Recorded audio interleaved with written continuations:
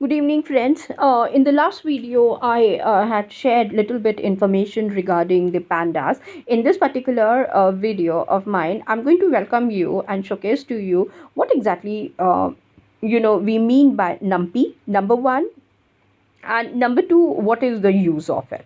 As a package, how are we going to take care of it? Now, first and foremost, numpys can be pronounced as either numpy or numpy. Okay, the choice is always yours how you are going to pronounce it. Now again, remember, it is the library and it's one of the Python programming language. Now it also helps us in adding support for large and multi dimensional arrays and matrices. Now here, this is what they say. And numpys help in, as the name suggests, it is number from num has come from the word numbers, and Python is there, that's why it is called as numpy. Now here you can see that it does not only help in the mathematical calculation, however it really helps you to arrange and get the results in such a manner, again, which is very good one and really genuine one, and really gives you the clarification also.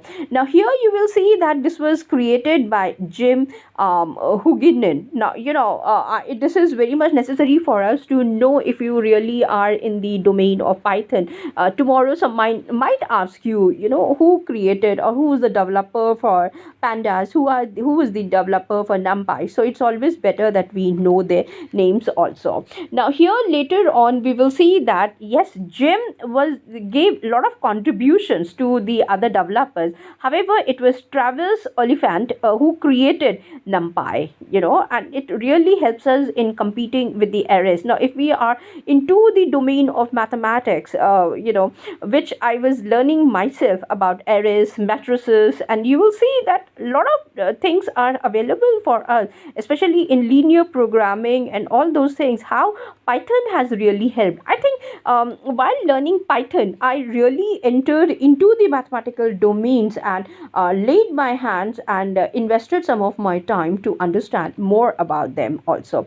Again, just like pandas and Python, NumPy is also an open source software. So, there is no need for us to go ahead and pay any amount to it. Now, history one can look at into it. Now, I'm not interested into it. However, try to understand that yes, it has got its own features and certain limitations. However, because majority of the mathematical operations, if we are trying to do in our own, for example, from the domain of logistics, operations research, or supply chain, I was trying to understand, and I have seen that yes, Python has done a lot of contribution, and it really helps in the I should say calculations of those mathematical problems or the issues or the topics or the themes that are presented over there. So this is the short introduction about NumPy, and as I proceed further, maybe during the topics I might be talking more about these topics again.